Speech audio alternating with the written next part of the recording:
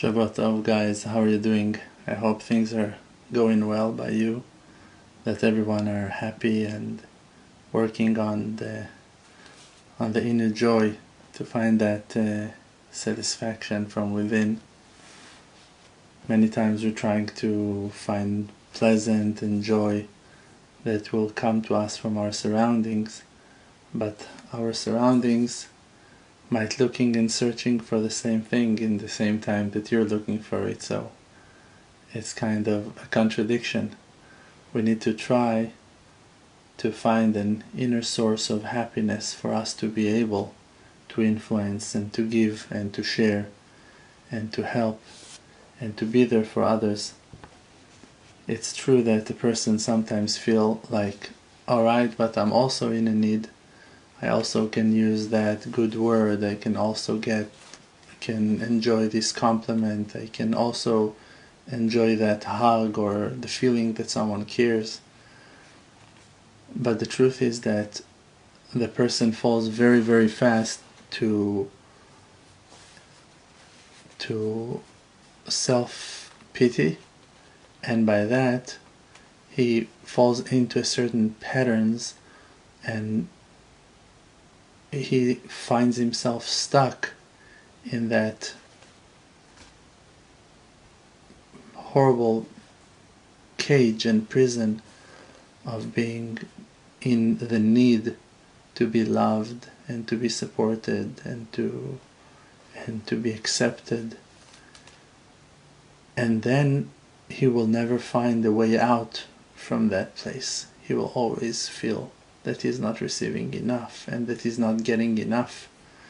So it's time for every person to break out from that fake and imaginary prison of need and to understand that you are here to give and you are here to love and you are here to share and to support and to care.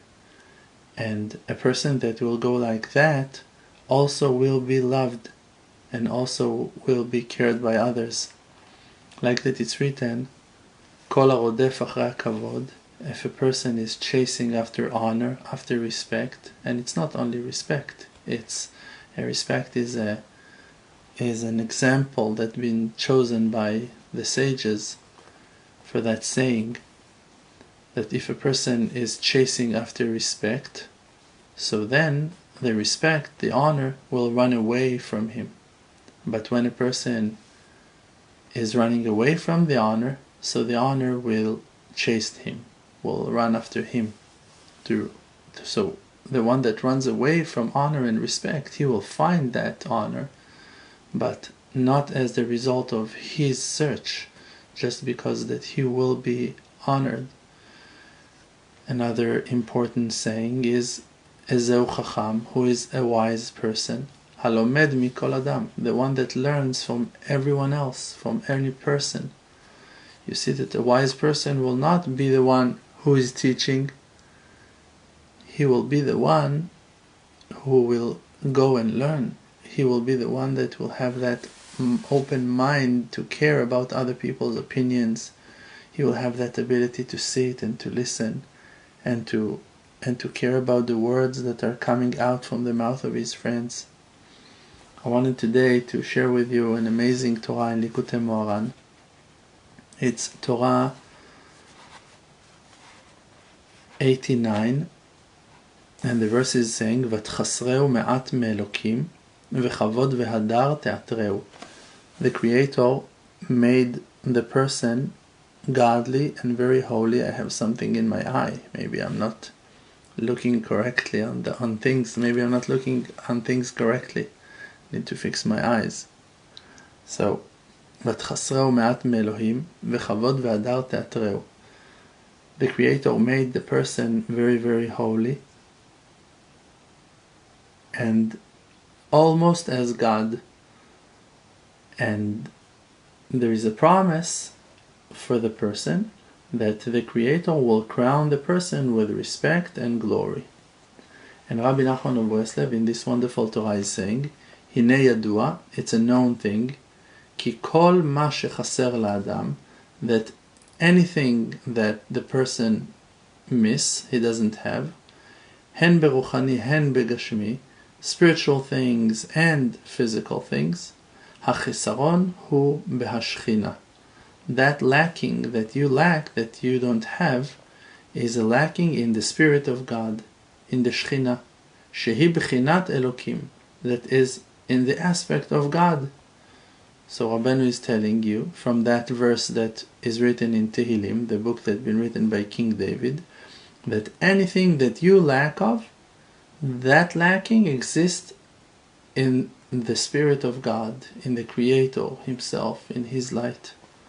Vezeu, and this is why it's written, Vatechasrehu, for sure you're gonna lack something, me'at me'elokim, but that little bit that you lack of is from God. So, because that the verse is describing the person as a godly creation, so immediately Rebbe Nachman interpret that verse to explain the nature of the individual supervision of the Creator on people, that people are basically, by that explanation, are a reflection of the kingship of heaven, of the Spirit of God. So if you lack of a house, so the Creator lack of a house. If you lack of food, so something is not feeding the heaven's kingship. Hainu, hachisaron, bevadai me'elokim, hainu b'ashchina. So that lacking that you lack, bevadai me'elokim, for sure it's of God. God lacked that thing. Means the Spirit of God lacks that thing. Ach kshe'yada zot, but when a person will know that, and we are talking about people who cares about the Creator, we're talking about people that have faith, people that are praying, people that wants the honor of the Creator to be known and advertised, and that His name will go far, that everyone will know Him. So when a person will know that lacking is also in heaven and also on earth, that lacking shachisaron hu lemala ulemata, bevadai yeh lo tsar gadol v'atzvut. So for sure he's going to feel a horrible pain, sorrow and sadness. V'lo yuchal lavod Hashem yitbarach b'simcha, and he won't be able to serve the Creator with joy, with happiness. Because suddenly, okay, I thought that Hashem is good, but something is wrong with me. But I was able to at least be happy that the Creator is good, everything is good with Him. I love Him, I care about Him, I want to know that He's okay. Me, I need to go through certain things in life. I can understand why I need to go through certain difficulties. I sinned, I messed up, I failed in so many things. I can understand why the Creator is supervising on my life to have a certain lacking. But now with this Torah, you realize that the Creator Himself is experiencing that lack of that you feel, that He also goes through that pain, that He also is disturbed from those things that you're disturbed from. So by that the person is falling to sadness. How can it be? You saw something interesting that just happened when I started to speak with you this evening. So I started to talk about a certain lack of understanding on the mission of a person on earth, that instead of wanting to go and give and to love and to care, he falls into that trap of feeling in need, that he feels that he wants to be loved, that he wants to be respected. And then I explained that we need to go out of that lacking, and then for a couple of minutes my right eye was itching, and then I said to you, maybe I don't need, I said it out loud, I said maybe I need to fix something in myself, in the way that I see things, maybe I need to fix it. And immediately when I did it, that itch just disappeared.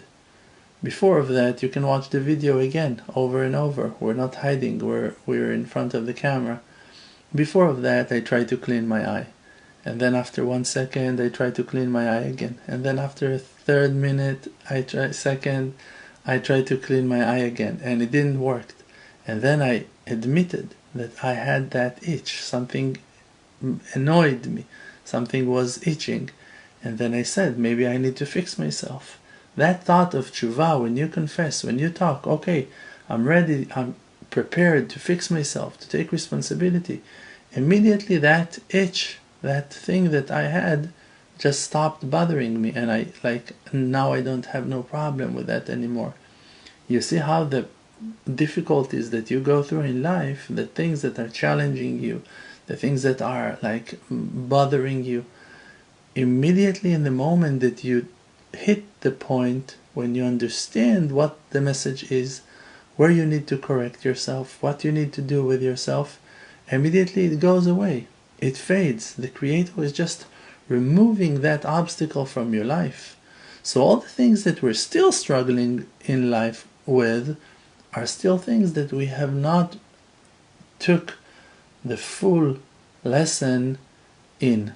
We didn't take all the lesson, the understanding, the wisdom, and didn't go and do tshuva, and didn't fix enough. And now Rabbeinu is telling us, on top of that we just said, that if you see now that you have a lacking, so that lacking is a reflection of a godly lacking in the kingship of heaven. And Rabbeinu is telling us that when a person realized that there are lackings in heaven's kingship, means that if you're not happy, it's a sign for you that the Creator himself is also lack of happiness in that aspect. So by that, a person will fall to great sorrow and sadness. ולא יוכל לעבוד השם יתברך בשמחה, and he won't be able to serve Hashem in joy. לכך, so for that, צריך להשיב בעצמו. He need to answer himself. Rabbeinu is giving us an advice here. How you're going to break out, save yourself, redeem yourself from your sad and negative thoughts that we all go through. No matter how tall you are, how low you are, how high you are, how shallow you are, no matter how holy you are, how impure you are, no matter how wealthy you are, how broken and poor you are, everyone are going through up and downs in their lives, with no doubt. Every normal person, sane person that has a desire to go and to come closer to the truth, to goodness, to have love, to have honesty, to have justice, to the desire, the truth, he goes through up and downs in his life, and he goes through sadnesses. So the negative thoughts of the person are like a prison, and the person does not know what to do, how to live all that mess, how to go out of that chamber, out of that prison. So Rebbe Nachman is answering you. You need to talk to yourself. You need to find a quiet time, and you need to know how to answer your negative thoughts. Because your negative thoughts might tell you, no, you cannot serve Hashem. What are you going to do? Oh no, Hashem is suffering. The heavens kingship is suffering. Whatever. You can be sad on other issues. It doesn't matter. If you're trapped with those thoughts, if the negativity is surrounding you and you are handcuffed and tied and you can't move and you cannot serve the Creator with joy, you need to answer that answer to yourself. And what's that answer? Ma ani u'ma chayai. Who am I and what my life worth? Who am I and what my life worth? Now I can see a great thing happens to me in my life. Even though that I am nothing, that I am zero, that I am, who am I and what my life worth? The king himself, ki hamelech be'atzmo, mesaper li hachisaron shelo. He's telling me through the individual supervision on my life, he's telling me he's lacking. Rabbeinu now is explaining to us an opposite way of looking at things. First of all, we thought, oh, I have such a ache and pain in my teeth. What does it mean? What have I done? No, relax. Instead of judging yourself and trying to blame yourself, there is a divine hint. There is a heavenly message in this situation that the Creator is telling you his pain, his sorrow, what he's going through. So it's a stop and end to self-blaming. That's it. You cannot blame yourself anymore. Look, you remember what I just told you? That I had that itch in my eye and I wanted to clean it, and then I could not find it, and again I tried to clean it and tried to fix my eye, but there is no way to do it until you do tshuva. And then when I realized that I need to change my ways, then immediately the pain stopped. Rabbeinu is telling me, no, there is another way. Instead of blaming yourself on what that you have done, and that you regret, and that you feel bad with yourself, and that you did something not right, and that you're not looking good at things, and this is why your eyes itching, and now you did tshuva and you cleaned it. No, relax. It's only a reflection of the kingship of heaven. The Creator was just telling you that He Himself has something in His so-called eye, in the way that He looks at things, that maybe He is trying to reflect to you that He needs to make a certain change in the way that He is looking. That's what Rebbe Nachman of Breslev is telling us here. This is why it's such a pleasure to learn Torah, because the Torah is alive. The Torah is alive. The Torah is life itself. When you learn Torah, you breathe Torah. The Torah is talking to you. You talk to yourself and Hashem is answering you. The Creator is answering to you, and you find yourself and your spiritual development through the Torah. Your life process and your life changes and your life development and your life shifts are all coming to light when you learn Torah, when you observe on the learnings, on the teachings. And Rabbi Nachman is telling us, the king himself is telling me he's lacking. He's telling me certain things in life that he wants me to know. V'chi yesh kavod gadol mizeh, and can there be a greater honor than that the Creator is telling me things that he's going through? He found me to tell me his heart. He wanted to share with me what that he's going through in his eternal life. He's talking to me through the individual supervision of my life that is a reflection of the kingship of heaven. Mitoch kach, and by that, because of that good advice, ba lesimcha gdola, the person will rise to a huge joy, huge happiness. V'nitchadshu hamochin shelo, and his mind, his way of thinking will renew. He will find happiness, he will find joy. Vezeu, and this is why it's written, Vechavod vehadar teatreu, and honor and glory you're going to crown him. Hainu al yedei kavod vehadar sheyesh lo, by that honor and glory that he already has. Shehamelech ba'atzmo mesaper lo achisaron, that the king chose him to tell him his own lackings. Teatreu b'mochin chadashim, he going to crown you. You are being crowned with new crown. How do you say? How do you speak this weird language? English. Inglese. So the person will receive that crown from heaven, means a new brain, a new way of thinking. The Creator wants us to think outside of the box. The Creator wants us to find new lanes, new ways, new methods, how to wake up people to life, to see the truth, to understand the real true meaning of life. Today I read something amazing in the Gemara. Once in a while, when the Creator reveals His mercy on me, so He allows me to open some books and to read. So today I read in a book that is called Ein Yaakov. Ein Yaakov is what is annoying, that on the camera everything is backward, right? It's a reflection, you cannot see. It's written here Ein Yaakov, but you see it in the opposite, it's a reflection. So the book is called Ein Yaakov, the Eye of Jacob, and it brings tales and stories from the Gemara, from the Talmud. And there I read an amazing story, and it's connected a little bit to what that we just said, that a person must find ways how to illuminate and shine to the world the light of his deep understandings. And what's the importance of all of that? So their Gemara here in Talmud Yerushalmi, in the Talmud that been learned in Jerusalem, there are two kinds of Talmud. There is a Talmud that been learned in Babylon. It's Talmud Bavli, in the land that is called Iraq in our days. And there is Talmud Yerushalmi. In the same generation, the sages were learning Talmud also in Jerusalem. So there is Talmud Yerushalmi, Talmud that been learned in Jerusalem, and also Talmud that been learned in Bavel.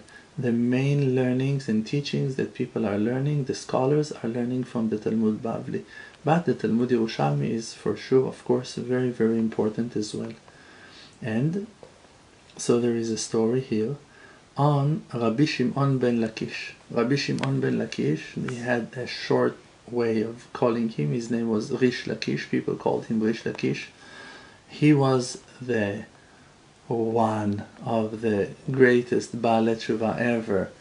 He was a pirate, or he was a robber or something like that before he did Tshuva.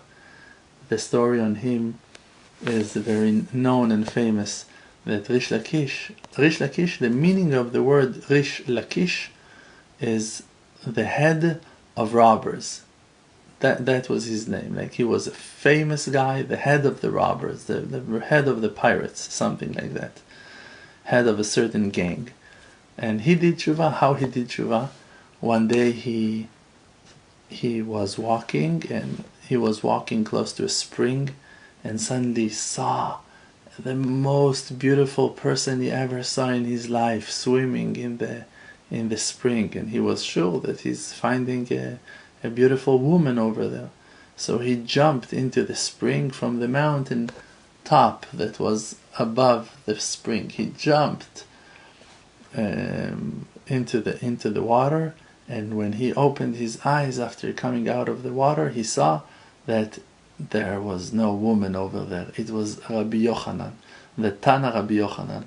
On Rabbi Yochanan there are many, many stories that are describing his beauty, that was a spiritual beauty above anything that we can imagine in our eyes today, I assume.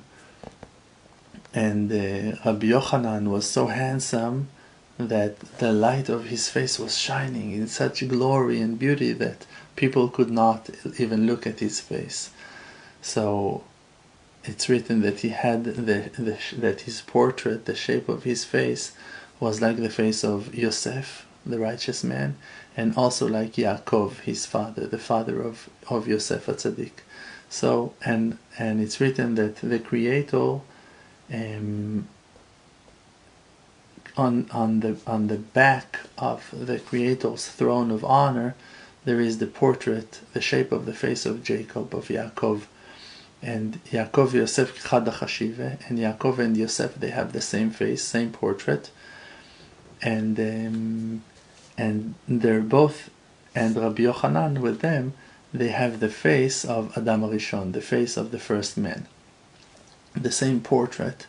They look very much alike, like Adam HaRishon. So Rabbi Yochanan had that portrait, that grace and beauty shines out of his face. And Rish Lakish, when he saw that, he couldn't recognize a man or a woman. He was on the top of the mountain, and he jumped. And when he saw Rabbi Yochanan like that, so there was a whole conversation between them. In the end of the story, Rish Lakish made tshuva and became a student of Rabbi Yochanan. And after the fact, he also got married with the sister of Rabbi Yochanan. And they were sitting and learning Torah, Rabbi Shimon ben Lakish, Rish Lakish, and Rabbi Yochanan. So it's written on Rish Lakish. That was just a little bit drops of light to understand who Rish Lakish was. So Rish Lakish, that was him, the head of the robbers, and then he became a Baal Tshuva. He became a nice and honest person. It's written on him that if you would see a person that spoke with Rish Lakish in the street, after that he did tshuva, if he was talking to some guy in the street, for sure that guy would be loyal for you to make business with. He would never speak to someone that was not loyal anymore. That's it. Since that day and on, he was only talking to people that were 100% straight and honest and with dignity and truthful. So from being head of the robbers, he became to be, from being Jack Sparrow, he became the true Sparrow. Okay, so Rabbi Shimon ben Lakish, Rish Lakish, he was fasting 300 days. How he was fasting 300 days? From sunrise till from dawn till the time that stars comes out at night. So let's say 12 hours, around 10 hours, depends in the weather, depends if it's summer or winter or whatever. Every single day for 300 days in a row, he was fasting. Why? For what reason? To see the face of Rabbi Chia Agadol. To see the face of the great Rabbi Chia. He wanted to see the face of Rabbi Chia Agadol, the great Rabbi Chia that everyone were talking about. There was a righteous man in their generation. His name was Rabbi Chia, the great Rabbi Chia, and he wanted to see him. So he dedicated his life for that purpose, to see the face of that righteous man, Rabbi Chia. And he was fasting for 300 days in a row. And even though that he prayed for that and was fasting, torturing himself and doing so much for that cause, he never saw his face. Yet he didn't saw his face. Ulvasof Shara Mitztaer. So in the end he was so sorry and he felt how upset. How can it be? Was he and he cried to heaven. It was his prayer and he was talking and asked, what? Rabbi Chia, I don't have the merit to see the face of Rabbi Chia because he was learning more Torah than I. Rish Lakish was also learning so much Torah. And he was praying and crying, why can't I see the face of Rabbi Chia? Even after 300 days, almost a whole year, he was not eating every single day, was not eating, was not drinking, all day long, until the evening, and then he drank something, ate something, went to sleep. In the next morning, again, fasting, for that cause, for that purpose, to see the face of Rabbi Chia Gadol, the great Rabbi Chia. Couldn't see him, was crying, and asked heaven, asked his friends, why can't I see the face of Rabbi Chia? Why don't I have the merit to see him? Was it because that he was learning more Torah than I? So the answer to him, Ribetz Torah b'Yisrael yoter mimcha. It's not that you were learning less Torah than him, it's that he was teaching more Torah than you. His greatness is because that he was going and teaching other people, not because that he was learning so much Torah, just because that he was going and teaching more Torah. Velo od, not only that, ela dahave gale, also that he was going to the exile. He was not sitting in his comfort zone on his American comfort sofa and learning Torah and teaching. Students would come to his house and he would teach them in his house. No, he went from one city to the next. He was traveling so much. Amarlon, so he answered them, Velo havina gale, but I also had been exiled. I was also going out from my house and also traveled in many cities, many countries. I went from one place to the next. Amrule, they answered him, At havet gali melif. You went to the exile because you wanted to learn. Vehu havagali melefa. But he went to teach. That was his greatness. The greatness of Rabbi Chia Gadol was not that he was learning Torah and that he was suffering in the exile. The greatness of Rabbi Chia Gadol was that he was teaching Torah, and when he been exiled from one place to the other, that he was traveling so much, was not because he wanted to learn more and more, was just because that he wanted to teach more and more. From that we're going to learn on the importance of teaching, of going and revealing the light of heaven to all the souls, to all the precious diamonds that are surrounding us, to all the amazing, amazing people that are waiting and thirsty to know words of Hashem, that they are desiring the truth of Hashem, that they are hoping to know another rule of Jewish rules, that they want to learn another lesson about attributes, how to fix themselves, to find advice and wisdom on how to find joy and how to find an answer. One time, Rabbi Natan, the student of Rebbe Nachman of Breslev, that from his Torah we are drinking and reviving and refreshing and renewing our lives on a daily basis. Rabbi Natan once said that there was one saying of Rebbe Nachman of Breslev that changed his life forever. And he knew when he heard that advice that Rabbi Nachman was the right teacher for him to follow him for the rest of his life. And what was that advice? Rabbi Natan had an issue when he was younger with, he described it as like a train of thoughts. His thoughts were chasing one after the other. Like he could not think and relax. He was always bothered with the next thought. All the time thoughts were chasing him. And he couldn't find rest for his thoughts. And he went with that problem to speak with many righteous people, very famous and known righteous people of his generation. And none of them was able to answer that question. None of those righteous ones was able to guide him and to give him a solution for that issue of thoughts that are chasing each other, how to stop them. And he was bothered because he could not rest, and he wanted to be able to be proper, and he felt that he had a lacking. So when he once went to speak to Rabbi Nachman of Breslev about that topic, he asked him that question. And he asked him, can you tell me what should I do with that problem that my thoughts are bothering me and I'm like my thoughts are chasing one the other? So Rabbi Nachman answered to him the most simple answer of them all, but the purest potion and cure for the spirit.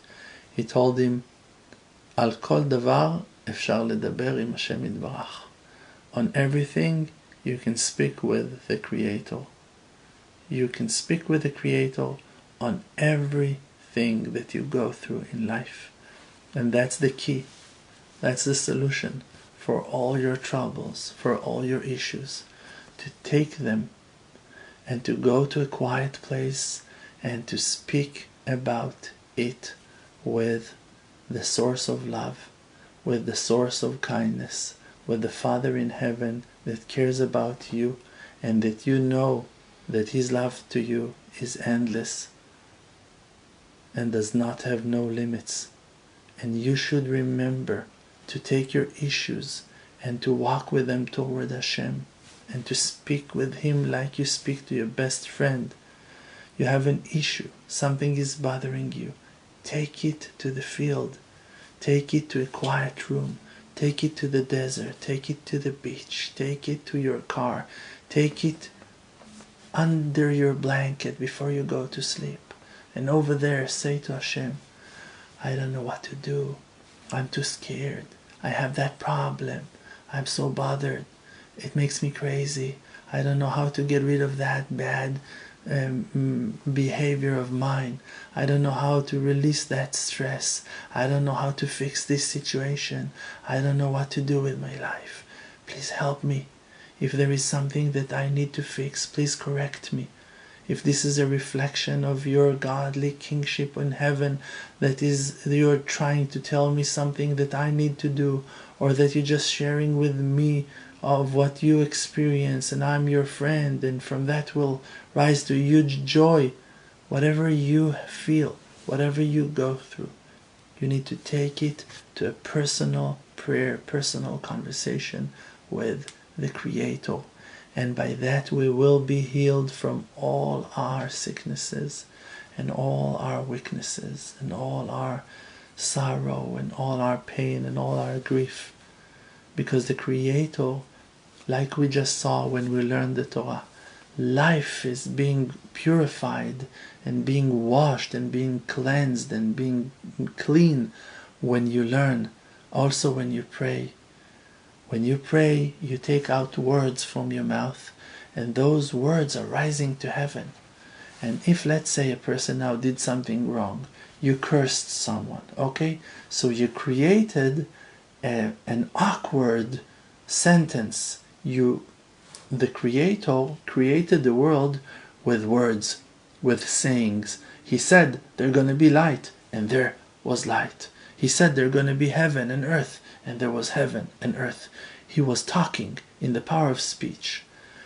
And all the world is always being created by the power of speech. So also when you did something, let's say that you cursed someone, that you spoke horrible things about a person, and now you feel bad, you don't know what to do with yourself, and you want to regret, you want to do tshuva. What's the way to do it? To confess on the sin itself, right?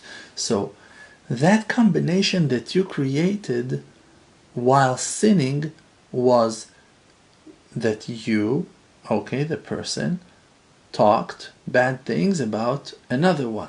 You spoke bad, filthy things about another person. You were cursing another person. That is a verbal combination. You did something that can be defined in words. Now, when you're going to take that situation to the field, to the Hitbodedut, to talk to Hashem about it, to your personal prayer, you're going to take out those words out of that situation and going to shift them to a higher dimension. You're going to purify them. You're going to take them out of that situation by confessing, by describing that thing to heaven. You're going to say, listen Hashem, today I did something horrible. And you're going to say certain words. Today I did something horrible. And it's true, you did. You did something horrible today. I was talking in a very rude way to that person. I was saying horrible things to that person. I even cursed him. I'm sorry, Hashem, I'm sorry. You took out those broken combinations that you created with that wrong act of yours in the noontime, in the morning, in the afternoon.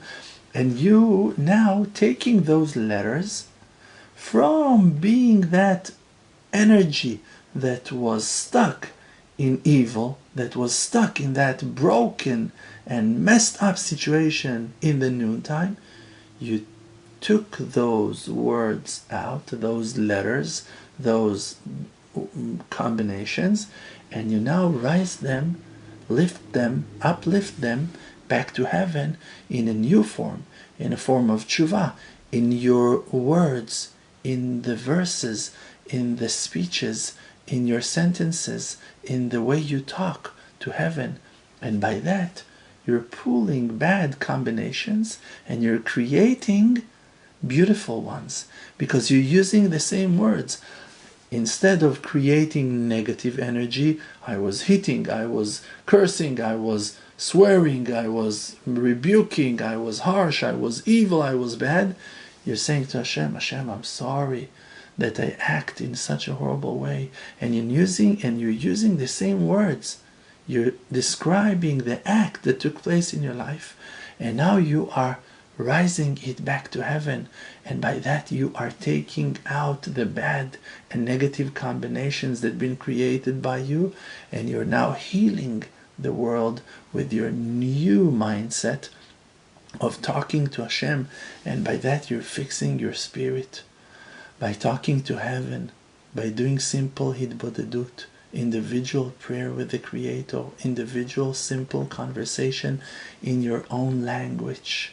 You're talking to Him like you talk to your best friend on anything that comes in your mind.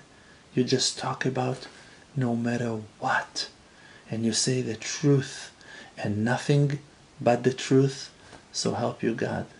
Thank you. Have a blessed week, and Shavua Tov in the holy language of Hebrew. The world does not exist.